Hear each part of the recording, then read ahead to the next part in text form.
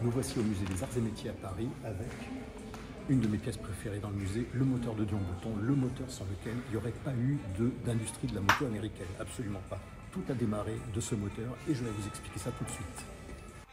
Nous voilà dans mon garage, avec cette fois-ci mon exemplaire du moteur de Dion Bouton. Il est malheureusement en moins bon état que celui du musée des Arts et Métiers.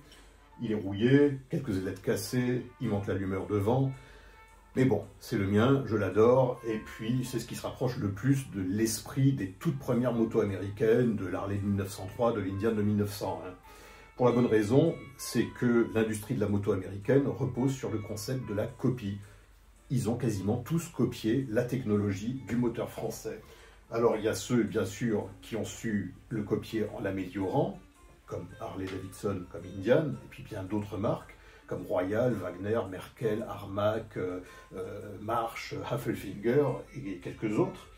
Et il y a les autres dont on n'a plus jamais entendu parler, qui se sont contentés de mal le reproduire en moins efficace, en moins fiable, et eux, évidemment, ils ont coulé très très rapidement. Alors, le moteur de Dion Bouton, évidemment, est le fruit du travail du comte Jules, enfin non, pas du comte, du marquis Jules Albert de Dion et Georges Bouton. Au début, ils sont encore associés avec Charles Armand Trépardou. Mais alors Trépardou n'est pas très visionnaire, lui c'est un vaporiste, donc il croit dur comme fer à l'avenir du moteur à vapeur. Et quand De Dion et Bouton se mettent en tête de laisser tomber la vapeur pour se mettre à fond dans le moteur thermique, Charles Armand Trépardou les quitte, il quitte l'association. Les deux partenaires, donc de Dion et Bouton, eux-mêmes s'inspirent d'un moteur allemand qui existait déjà, le Daimler Maybach et Benz. Donc c'est un moteur qui, lui, pour le coup, n'était pas fiable du tout, qui tournait très très lentement. Et eux ont été les premiers à fiabiliser le moteur, à faire en sorte de pouvoir fabriquer un monocylindre à échelle industrielle avec un régime de rotation plus élevé et puis une relativement bonne fiabilité. Donc en 1896, un Anglais qui vit cependant à Boston vient s'installer à Paris. Il s'appelle Kenneth Skinner et il travaille pendant 1 an pour le compte de Dion et de Bouton. Il revient aux États-Unis, il revient à Boston en 1897, il emmène avec lui une douzaine de ses moteurs et il devient donc l'importateur, le distributeur officiel des moteurs de Dion Bouton. Évidemment, ça fait parler dans la presse spécialisée dans toutes ces nouvelles mécaniques qui font peur d'ailleurs au début, hein, parce que ce sont, même en France, on appelle ça des moteurs à explosion, donc évidemment, le grand public imagine qu'à un moment ou à un autre, ça peut exploser. Et les premiers Steyr, les premiers vélos motorisés par ce genre de moteur sur les vélodromes, donc ils sont censés entraîner les cyclistes qui roulent donc derrière ces gros vélos motorisés dans leur aspiration. On appelle ça des infernal machines, des machines infernales. Voilà, donc pour en revenir à ce moteur, rapidement, il y a des industriels qui commencent à s'y intéresser de très près. En général, ce sont des fabricants de vélos, comme c'est le cas pour la marque de vélo Orient, voilà, qui est une des toutes premières marques de motos américaines. Donc les premières motos Orient sont commercialisées en 1900 avec ce moteur, avec même l'inscription de Dion Bouton dans le carter moteur de ces toutes premières motos américaines. Ensuite, Orient se tourne vers une autre marque française qui s'appelle Aster. Et Aster a beau être un moteur français, c'est lui-même une copie du moteur de Dion Bouton. Voilà, je vais vous montrer maintenant quelques caractéristiques de ce moteur et pour ça, on va s'en approcher. Voici donc d'un peu plus près le moteur de Dion Bouton, avec donc ici la place de son allumeur. Comme je vous disais, chez moi, il n'y est pas. Ce que vous voyez ici, c'est le poussoir de la soupape d'échappement, donc c'est une soupape latérale comme sur les moteurs flathead, ça c'est la sortie d'échappement. Là derrière se trouve la chambre de combustion avec la bougie de ce côté-ci, et sur le dessus, on peut d'ailleurs le démonter, sur le dessus, hop voilà, vous voyez là la soupape d'admission. Alors il n'y a pas de culbuteur, il n'y a absolument rien, il y a juste un ressort à très faible tarage, et lorsque le piston descend, la course descendante du piston crée une dépression qui ouvre cette soupape d'admission. Et donc c'est ici que l'on visse la pipe d'admission avec le carburateur. Donc de l'autre côté, la sortie moteur, ça tourne encore très bien, ça tourne gras, le piston monte et descend, la soupape d'échappement fonctionne elle aussi. Donc avec un petit peu de bonne volonté, je pense que ce moteur pourrait parfaitement être fonctionnel.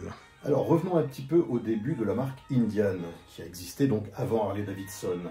Elle a été fondée, comme vous le savez, par George Handy, qui était un champion de course de vélo, un champion cycliste, qui avait lancé sa propre marque de vélo, qui s'appelait Silver King. Et pour faire la promo de ces vélos, il a organisé bien sûr des courses. Il a remarqué des courses sur vélodrome. Donc il avait remarqué que les Steyr, donc ces motos d'entraînement qui ne portaient même pas encore le nom de motocyclette, hein, ces motos d'entraînement derrière lesquelles couraient les cyclistes, étaient peu fiables, à l'exception d'une de ces motos qui était construite par Oskar Hedström, un Suédois qui s'était établi aux États-Unis. Donc Hedström était associé à M. Henshaw, et Henshaw et Hedström avaient construit un prototype, enfin un prototype. Toutes les machines à l'époque étaient des prototypes, c'était des exemplaires uniques, il n'y avait pas encore de production à la chaîne. Donc il avait construit en tout cas un Steyr qui fonctionnait très bien.